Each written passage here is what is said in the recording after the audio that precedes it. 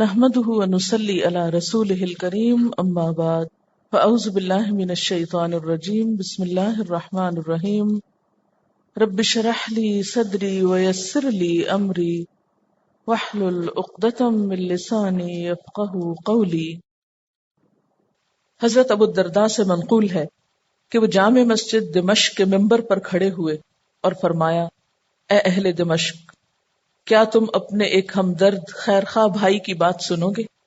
سن لو کہ تم سے پہلے بہت بڑے بڑے لوگ گزرے ہیں جنہوں نے مال و متاع بہت جمع کیا، بڑے بڑے شاندار محلات تعمیر کیے، دور دراز کے طویل منصوبے بنائے۔ آج وہ سب ہلاک ہو چکے ہیں، ان کے مکانات، ان کی قبریں ہیں، ان کی طویل امیدیں سب دھوکہ اور فریب ثابت ہوئیں۔ قوم عاد تمہارے قریب تھی، جس نے اپنے آدمیوں سے ہر طرح کے مال و متاع سے اور اسلحے اور گھوڑوں سے ملک کو بھر دیا تھا۔ آج کوئی ہے جو ان کی وراثت مجھ سے 2 درہم میں خریدنے کو تیار ہو؟ حضرت حسن بصری نے فرمایا کہ جو شخص اپنی زندگی میں طویل امیدیں باندھتا ہے اس کا عمل ضرور خراب ہوتا ہے۔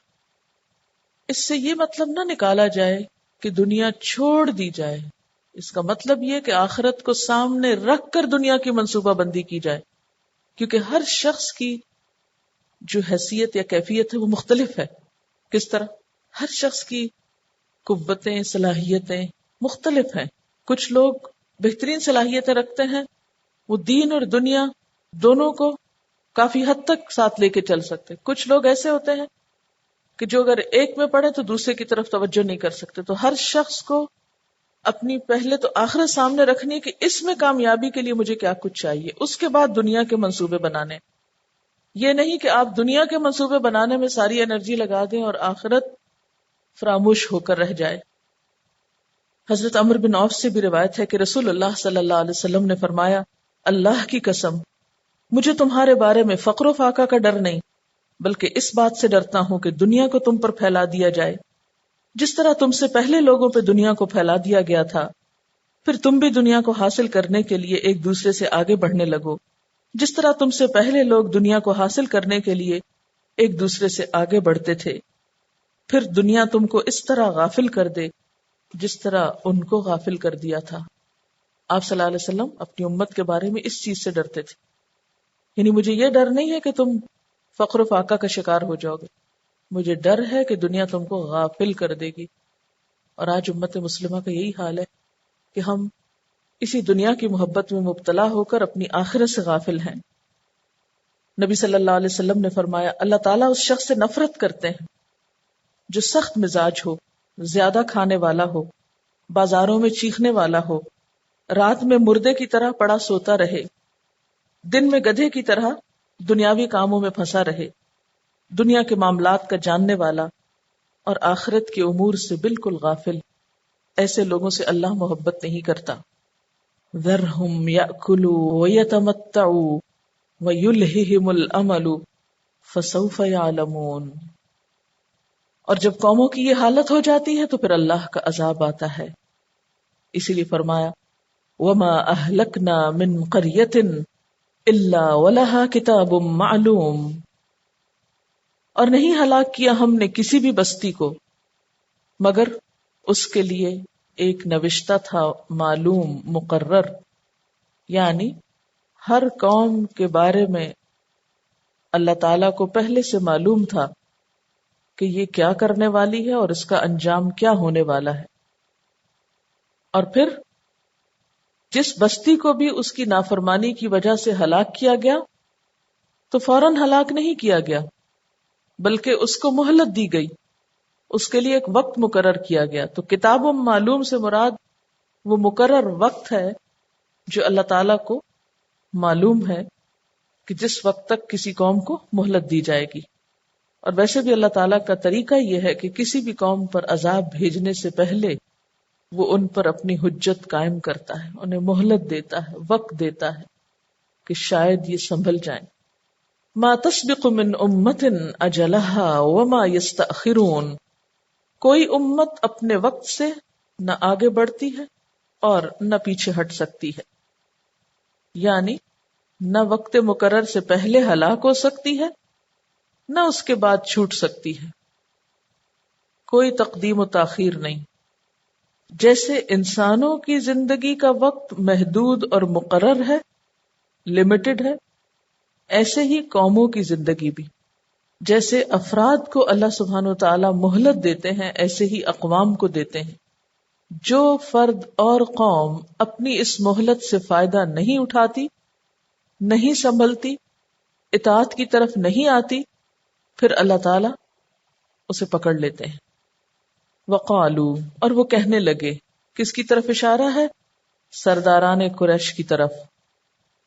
کیا کہتے تھے وہ؟ یا ایھا الذی، اے وہ شخص، نزل علیہ الذکر، جس پر یہ ذکر نازل کیا گیا، انک لمجنون، کہ بے شک تو البتہ مجنون ہے، دیوانہ ہے۔ روایات میں آتا ہے کہ آپ صلی اللہ علیہ وسلم نے سرداران قریش سے کہا تھا کہ اگر تم میری ایک بات مان لو تو میں تم سے وعدہ کرتا ہوں کہ تم عرب اور عجم کے مالک بن جاؤ گے۔ انہوں نے کہا، ایک کیا، ہم آپ کی ایسی 10 باتیں ماننے کو تیار ہیں۔ تب آپ نے کلمہ توحید ان کے سامنے پیش کیا۔ اس پر قریش کے سردار تلملا اٹھے، کہنے لگے، یہ پیغمبر اور اس کے چند ساتھی عجیب طرح کے خبط میں مبتلا ہیں، دیوانگی میں پڑے ہوئے ہیں، انہیں کھانے کو نہیں ملتا، مشکلات میں گھرے ہوئے ہیں، اسلحہ جنگ نام کو نہیں، اور خواب دیکھتے ہیں کیسر و کسرا جیسی سپر طاقتوں کو فتح کرنے کے۔ یہ اس پیغمبر کی دیوانگی نہیں تو کیا ہے؟ دنیا کی محبت میں مبتلا لوگ ہر چیز کو دنیا کی نظر سے دیکھتے ہیں، اور اللہ پہ بھروسہ کرنے والے اور آخرت پر نظر رکھنے والے ہر چیز کو اسی اینگل سے دیکھتے ہیں۔ آپ صلی اللہ علیہ وسلم اپنی خواہشات سے باتیں نہیں کرتے تھے، اور نعوذ باللہ آپ پر اور آپ کے ساتھیوں پر کوئی خبط سوار نہیں تھا۔ آپ جو کچھ کہہ رہے تھے وہ اللہ کے حکم سے کہہ رہے تھے، جو وعدے بھی اپنی قوم سے کر رہے تھے اور جو امید دلا رہے تھے وہ اللہ کی مرضی کے مطابق تھی، لیکن لوگوں نے آپ کی بات کو سمجھا نہیں، اس کو اہمیت نہیں دی اور اسے خبط اور دیوانگی قرار دیا۔ ظاہر ہے کہ مادی دنیا پر نظر رکھنے والے، ہر چیز کو تولنے اور ناپنے اور گننے والے ایسی باتوں کی حکمت کہاں سمجھ سکتے ہیں کہ یہ ارض اور یہ دنیا اور کائنات اللہ کی ہے، وہ ہر چیز پر قادر ہے، تم ایک قدم بڑھو وہ 10 قدم تمہاری طرف آئے گا۔ لیکن مادہ پرست لوگوں کو، ظاہر پرست لوگوں کو یہ بات سمجھ نہیں آتی، اسی لیے انہوں نے کیا کہا کہ یہ جس پر قرآن اتر رہا ہے یہ تو کچھ مجنون انسان نظر آتا ہے ہم کو۔ اور ویسے بھی آپ صلی اللہ علیہ وسلم کے طرز زندگی کو، آپ کے ساتھیوں کی تکلیفیں اٹھانے کو، دنیاوی نقصان کرنے کو وہ کیا قرار دیتے؟ خبط، دیوانے ہو گئے۔ آج بھی آپ دیکھیں کہ جو شخص دین کے لیے کوئی قربانی کرے، مال کی کرے یا وقت کی کرے یا صحت اور عمر کی کرے یا گھر کی کرے یا وطن کی کرے، چھوٹی کرے یا بڑی کرے، لوگ اس کو یہی خطاب دیتے ہیں، اور یہ بات کوئی نئی بات نہیں۔ اس لیے اگر آپ کی کسی قربانی پر جو دین کے لیے ہو آپ کو کوئی یہ ٹائٹل دینا چاہے تو سمجھیے کہ یہ تو سنت انبیاء ہے، یہ تو وہ خوبصورت ٹائٹل ہے جو حضور صلی اللہ علیہ وسلم کو دیا گیا۔ اگر مجھے کسی نے دے دیا تو اس کا مطلب ہے کہ ضرور میرے اندر بھی کوئی خیر ہے، میں انہی کی سنت پر ہوں، انہی کے راستے پر ہوں۔ اس لیے ایسی باتوں پر حضور صلی اللہ علیہ وسلم کبھی توجہ نہیں دیتے تھے، نہ ان پہ کبھی پریشان ہوتے تھے، اور نہ آپ کو کبھی پریشان ہونے کی ضرورت ہے اگر دین کی وجہ سے کوئی آپ کو مجنون کہنے پہ تلا ہوا ہے، کیونکہ دنیا کے نفع دیکھنے والوں کو آخرت کے فائدے بھول جاتے ہیں۔ اس لیے جنت کے خریداروں کو لوگ پاگل ہی سمجھتے ہیں، مجنون ہی سمجھتے ہیں، کیونکہ جنت کا سودا اور اس کی جو شرائط ہیں، ظاہر ہے کہ اگر کوئی شخص ان شرائط کو پورا کرنے میں لگ جائے تو دنیا کی نظر میں تو وہ پھر مجنون ہی ہے۔ حیرت ہوتی ہے کہ جب کوئی دنیا حاصل کرنے کے لیے جنون کا ثبوت دیتا ہے تو اس کو بڑے بڑے ٹائٹلز اور ایوارڈز ملتے ہیں، دنیا بھر میں اس کا نام روشن ہوتا ہے کہ فلاں شخص نے فلاں کام کے لیے ایسی اور ایسی قربانیاں دی، ہر شخص اس سے مرعوب ہوتا ہے. لیکن جب کوئی دین کے لیے کوئی قربانی کرتا ہے، وقت لگاتا ہے، تو لوگوں کی نظر میں وہ پاگل قرار پاتا ہے. پھر کہتے لو ما تأتینا بالملائکہ، کیوں نہیں تم لاتے ہمارے پاس فرشتوں کو؟ یہ تم قرآن ہمیں سناتے رہتے ہو اور کہتے ہو کہ میرے پاس فرشتہ آتا ہے، کسی دن وہ فرشتہ ہمیں بھی لا دکھاؤ. فرشتے ہمارے پاس کیوں نہیں آتے، تمہارے ہی پاس کیوں آتے؟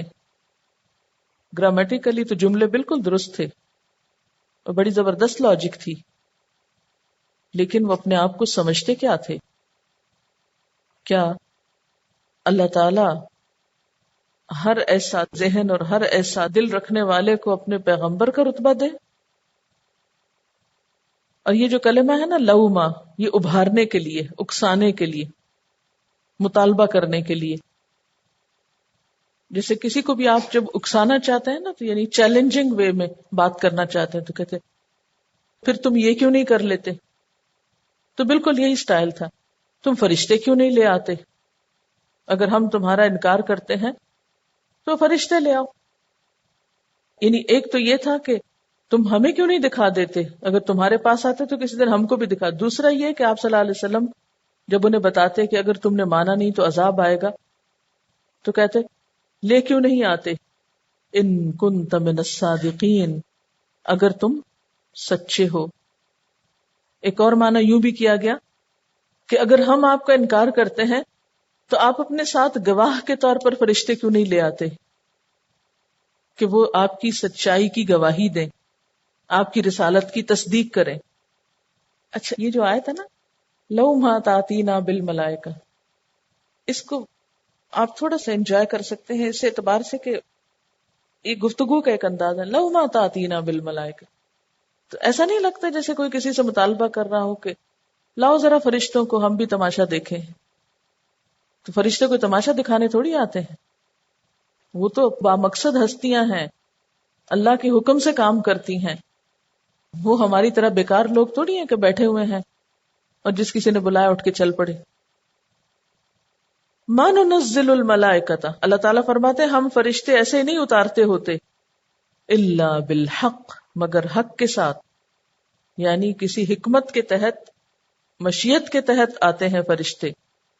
اور اگر وہ آ گئے وما کانوا اذا منظرین، تو پھر وہ فوراً ہلاک کر دیے جاتے ہیں، کوئی مہلت ان کو نہیں ملتی. انا نحن نزلنا الذکر، بے شک ہم ذکر کے نازل کرنے والے ہیں.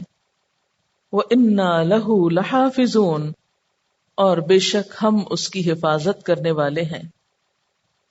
الذکر سے مراد یہاں پر قرآن پاک ہے. ذکر کا لفظی مطلب ہوتا ہے نصیحت، یاد دہانی، ریمائنڈر. تو قرآن ایک طرح سے یاد دہانی ہے ہم سب کے لیے. جب ہم بھولنے لگتے ہیں زندگی کی حقیقت کو، تو یہ قرآن ہمیں الذکر بن کر آگاہ کرتا ہے، یاد دہانی کراتا ہے. وَإِنَّا لَهُ لَحَافِظُونَ، اور بے شک ہم اس کی حفاظت کرنے والے ہیں زمانے کی دست برد سے، تحریف و تغییر سے. یہ ہمارا کام ہے. جس وقت یہ چیلنج دیا گیا تھا اس وقت ظاہری اعتبار سے کوئی چیز بھی اس بات یا اس جملے یا اس سٹیٹمنٹ کو سپورٹ کرنے والی نہیں تھی. جو بھی حالات تھے وہ سب مخالف تھے. مثلاً آپ دیکھیں کہ آپ صلی اللہ علیہ وسلم پر یہ کتاب نازل ہو رہی تھی اور مکہ میں 13 سال آپ رہے اور شدید مخالفت تھی، گویا آپ دشمنوں میں گھرے ہوئے تھے.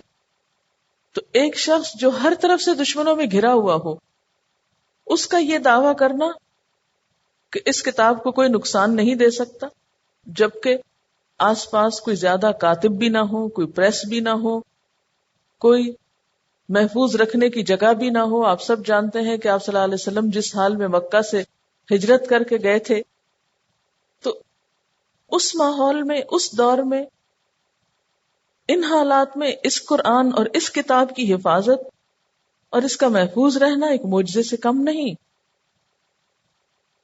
آپ جانتے ہیں کہ جب پاکستان اور ہندوستان ایک ملک تھا تو بہت سے علماء ہندوستان میں تھے، وہاں انہوں نے کتابیں لکھی، بہت سے کام کیے۔ اچانک کیا ہوا، جب پاکستان بنا تو انہیں ہجرت کرنی پڑی اور یکا یک ان کو نکلنا پڑا، تو وہ اپنی ساری کتابیں اور سارے علمی ذخائر ساتھ نہیں لا سکے، اور بہت سی قیمتی چیزیں جو تھی وہ اس تبدیلی کی نظر ہو گئی، زمانے کی دست برد کا شکار ہو گئی۔ ہجرت کی تھی نا وہاں سے مسلمانوں نے یہاں، تو بہت سے اسکالرز کی کتابیں وہیں رہ گئی، محفوظ نہیں رہی۔ لیکن پیغمبر اسلام مکہ سے مدینہ کی طرف ہجرت کر رہے ہیں، دشمنوں میں گھرے ہوئے ہیں، وہ یہ دعویٰ کرتے ہیں کہ یہ کتاب محفوظ رہے گی۔ ایسے حالات میں اس کا محفوظ رہنا، اگر آپ تاریخ کو پڑھیں تو آپ کانپ اٹھے، وہاں سے یہ کتاب محفوظ رہ کے ہم تک پہنچی، یہ کیسے ہوا اور کیوں کر ہوا؟ اور پھر ویسے بھی اگر دیکھا جائے تو کوئی زبان اتنے 100 سال تک تبدیلیوں سے بچ نہیں پاتی، لیکن حیرت کی بات ہے کہ 1400 سال پہلے جو عربی زبان بولی جاتی تھی وہ آج بھی سمجھی جاتی ہے، اور اس دور میں جو لٹریچر اس زبان کا پروڈیوس ہوا وہ آج بھی لوگ اچھی طرح سمجھتے ہیں۔ تو یہ جملہ جو ہے یہ دراصل قرآن کی سچائی پر بھی ایک بہت بڑی دلیل ہے کہ ہم اس کتاب کے نازل کرنے والے ہیں اور ہم ہی اس کی حفاظت کریں گے۔ آپ سب جانتے ہیں کہ قرآن پاک لکھی ہوئی شکل میں نازل نہیں ہوا، جیسے تورات تختیوں میں لکھی ہوئی ملی تھی حضرت موسیٰ علیہ السلام کو، لیکن قرآن پاک لکھا ہوا نہیں ملا تھا، اور آپ پڑھنا بھی نہیں جانتے تھے، اورلی ٹرانسمٹ ہوا تھا۔ تو پھر زبانی بولی ہوئی ایک چیز آج 1400 سال بعد تک کتابی شکل میں کیسے محفوظ ہے؟ اور یہی ایک بہت بڑی دلیل ہے ہمارے اس دین کی سچائی کی، ایک بہت بڑی بنیاد ہے جس پر اسلام کی عمارت کھڑی ہوتی ہے۔ تو اس میں ایک تو روایتیں میں آپ کو سناتی ہوں۔ سیدنا زید بن ثابت انصاری کاتب وحی کہتے ہیں کہ جب 11 ہجری میں یمامہ کی لڑائی میں کس سے ہوئی تھی؟ مسلمہ کذاب سے ہوئی تھی، بہت سے صحابہ شہید ہو گئے، تو سیدنا ابو بکر نے مجھے بلا بھیجا۔ اس وقت سیدنا عمر بھی ان کے پاس موجود تھے۔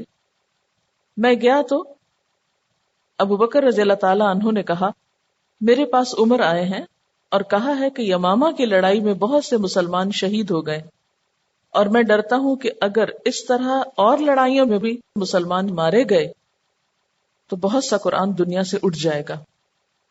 اگر قرآن کو ایک جگہ جمع کر لیا جائے تو یہ ڈر نہ رہے گا، لہٰذا آپ قرآن کو جمع کرا دیں۔ ابو بکر رضی اللہ تعالی عنہ نے عمر کو یہ جواب دیا کہ میں وہ کام کیسے کروں جسے رسول اللہ صلی اللہ علیہ وسلم نے نہیں کیا۔ کتنا اس بات سے ڈرتے تھے کہ کوئی بدعت نہ ہو۔ حضرت عمر کہنے لگے، اللہ کی قسم یہ اچھا کام ہے، اور بار بار یہی کہتے رہے تاکہ اللہ نے میرا سینہ کھول دیا اور میں عمر کی رائے سے متفق ہو گیا۔ سیدنا زید کہتے ہیں کہ عمر خاموشی سے یہ بات سنتے رہے۔ پھر حضرت ابو بکر رضی اللہ تعالیٰ عنہ مجھے کہنے لگے، تم جوان اور عقل مند ہو اور ہم تمہیں سچا جانتے ہیں اور دور نبوی میں کاتب وحی رہے ہو، اب ایسا کرو کہ قرآن کو تلاش کرو اور سب کو اکٹھا کرو۔ زید کہتے ہیں کہ اگر ابو بکر مجھے پہاڑ ڈھونے کو کہتے تو مجھے اتنا مشکل نہ لگتا جتنا قرآن جمع کرنا مجھے مشکل معلوم ہوا۔ یہ قرآن میں آتا نا، لو انزلنا ھذا القرآن علی جبل لرأیتہ خاشعا متصدعا من خشیۃ اللہ۔ آخر میں نے کہا، تم دونوں ایسا کام کرتے ہو جو رسول اللہ صلی اللہ علیہ وسلم نے نہیں کیا، یعنی وہ بھی پھر یہی کہنے لگے کہ آپ کیوں ایسا کرنے لگے ہو۔ ابو بکر کہنے لگے، اللہ کی قسم یہ اچھا کام ہے، میں نے ان سے بڑا تکرار کیا، حتیٰ کہ اللہ نے میرا سینہ بھی کھول دیا۔ اس سے کیا پتہ چلتا ہے کہ ڈفرنس آف اوپینین جو ہے وہ انسان کی چھپی ہوئی صلاحیتوں کو اجاگر کرتا ہے. اور یہ صحابہ کے درمیان بھی ہوا اور تکرار بھی ہوئی اس پر، لیکن باہم کوئی نفرت، کوئی انتقام، کوئی پارٹی بازی، وہ چیز نہیں ہوئی اس معاملے میں. اور پھر آپ دیکھیں کہ ایک انسان کب کسی سے تکرار کرتا ہے؟ جب وہ بے چین ہوتا ہے. حتیٰ کہ کرتے کرتے، یعنی جب بحث مباحثہ یا ڈسکشن ہوتی ہے یا ڈفرینس آف اوپینین ہوتا ہے، تو بالآخر پھر کوئی نہ کوئی راستہ بھی مل جاتا ہے. اس لیے اس چیز کو برا نہیں ماننا چاہیے، بس صرف یہ بات ہے کہ نیک نیتی کے جذبے سے ہو، دوسرے کو ہرانے اور گرانے کے مقصد سے نہ ہو. یعنی کام نیکی کا ہے لیکن بے سوچے سمجھے نہیں کر رہے. کہتے اور میں نے پھر یہ کام شروع کر دیا. قرآن کہیں پرچوں پر، کہیں مونڈے کی ہڈیوں پر، کہیں کھجور کی لکڑیوں پر لکھا ہوا تھا، پھر اکثر لوگوں کو یاد بھی تھا، یہاں تک کہ میں نے سورۃ توبہ کی آخری 2 آیتیں، یعنی لقد جاءکم رسول من انفسکم، آخر تک خزیمہ بن ثابت انصاری کے سوا کسی کے ہاں نہ پائیں.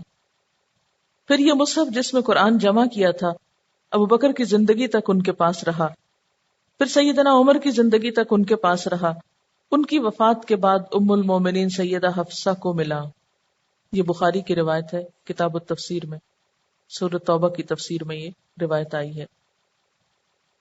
یعنی سبب کیا تھا، کس کس کے درمیان تکرار ہوئی تھی، پھر نتیجہ کیا نکلا، پھر جب جمع کیا تو کہاں کہاں سے کیا، آخری چیز کہاں سے ملی، پھر اس کی ایک آفیشیل کاپی بنی جو حضرت ابوبکر کے پاس تھی، پھر اس سے وہاں سے حضرت عمر کو منتقل ہوئی، وہاں سے ایک خاتون کے پاس آ گئی، کیونکہ اللہ تعالیٰ نے خواتین کو بھی تو اس میں حصہ دار کرنا تھا نا.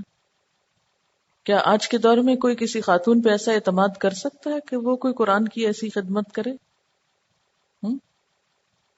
پڑھنے سے بھی روکتے ہیں. کہاں یہ کہ اب دیکھیں کہ حضرت عبداللہ بن عمر کا مقام آپ جانتے ہیں نا.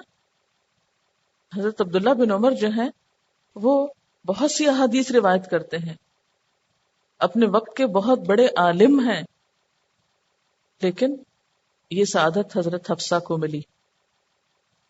اگلی روایت میں آتا ہے سیدنا انس بن مالک کہتے ہیں کہ حذیفہ بن یمان سیدنا عثمان کے پاس آئے جن دنوں وہ شام اور عراق کے مسلمانوں کے ساتھ آرمینیا اور آذربائیجان فتح کرنے کی خاطر جہاد کر رہے تھے. وہ قرآن کی قرات میں مسلمانوں کے اختلاف سے گھبرائے ہوئے تھے، یعنی پڑھنے کا انداز مختلف تھا.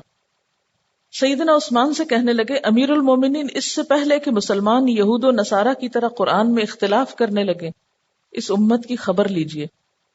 ان کو یہ خیال کیوں آیا اور کیوں پریشان ہوئے؟ کیونکہ وہ اب عرب سے باہر نکل چکے تھے اور جگہ جگہ لوگ مسلمان ہو رہے تھے اور وہ قرآن پڑھ رہے تھے، تو فکر ہوئی. چنانچہ سیدنا عثمان نے سیدہ حفصہ رضی اللہ تعالی عنہا کو لکھ کر بھیجا کہ ہمیں اپنا مصحف بھیج دیں، ہم اس کی نقول تیار کر کے، یعنی کاپیز تیار کر کے آپ کا مصحف آپ کو واپس کر دیں گے. چنانچہ سیدہ حفصہ نے بھیج دیا. عثمان رضی اللہ تعالیٰ عنہ نے زید بن ثابت رضی اللہ تعالیٰ عنہ، عبداللہ بن زبیر رضی اللہ تعالیٰ عنہ، سعید بن عاص اور عبد الرحمن بن حارث بن ہشام کو حکم دیا. انہوں نے اس کی نقلیں تیار کی. ٹھیک ہے، آپ نے یہ ہدایت کر دی کہ اگر زید بن ثابت قرات کے بارے میں باقی 3 قریشی لوگوں سے اختلاف کریں تو قریش کے محاورے کے مطابق لکھنا، کیونکہ قرآن انہی کے محاورے پہ اترا ہے.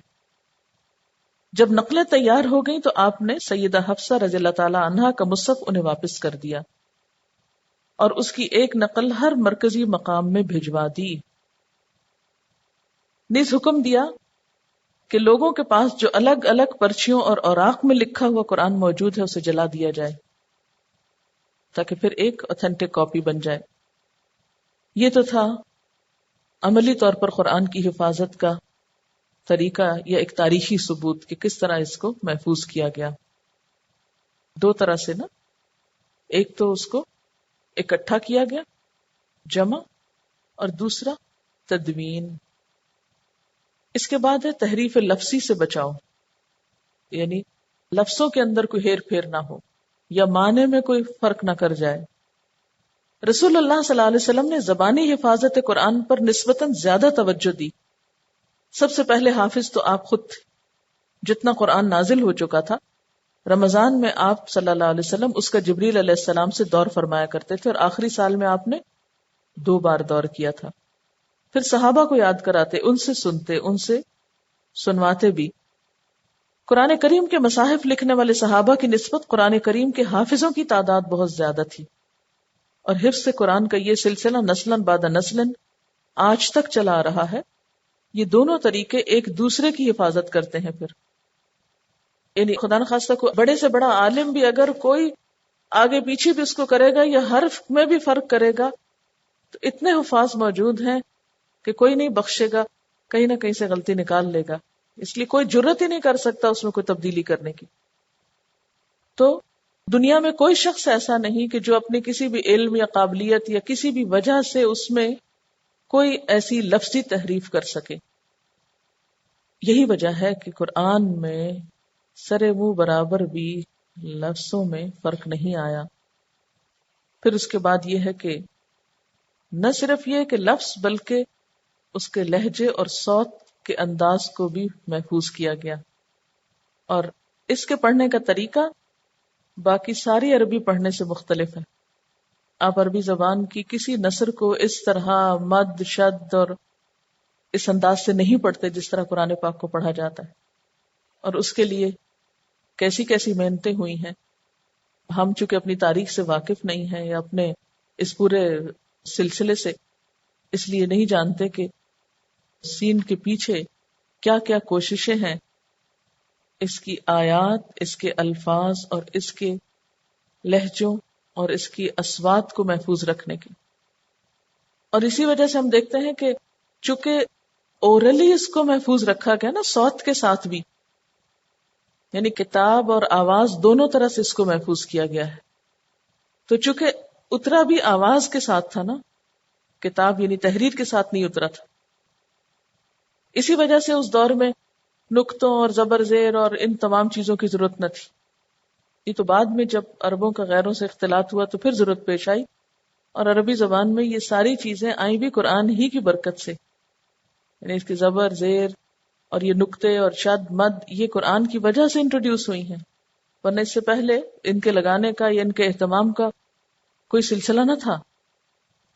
اچھا، سوال یہ پیدا ہوتا ہے نا کہ آواز کی شکل میں کیوں اتری، آواز کے ساتھ کیوں اتری، یا صوتی شکل میں کیوں اتری یہ کتاب. اس سے پہلے جب تحریر کی شکل میں کتاب آئی تو صرف ان لوگوں نے فائدہ اٹھایا جو پڑھنا لکھنا جانتے تھے، اور انہوں نے اسی طرح اس پر صرف توجہ دی. لیکن قرآن تو صرف پڑھے لکھے لوگوں کے لیے نہیں ہے نا، سب کے لیے، ان پڑھ لوگوں کے لیے بھی ہے، جو نہیں بھی ریڈنگ جانتے ان کے لیے بھی ہے. اس لیے صرف اس کی کتابت کے ساتھ ہی اس کو محفوظ نہیں کیا گیا، اس کے پڑھنے کے انداز کے ساتھ اس کو محفوظ کیا گیا. اور یہود و نصارہ کے ہاں کتاب صرف علماء کے اندر رہ گئی اور عوام اس سے بالکل غافل ہو گئے، جبکہ ہماری کتاب ہر لیول اور ہر طبقے کے لیے فائدہ مند ہے. اور جیسے میں نے پہلے کہا کہ یہ دونوں طریقے ایک دوسرے کی حفاظت کرتے ہیں. اگر حافظ بھول جائے تو کتاب سے دیکھ لو، اگر کتاب میں کوئی کمی بیشی ہو جائے تو حافظ موجود ہیں چیک کرنے والے.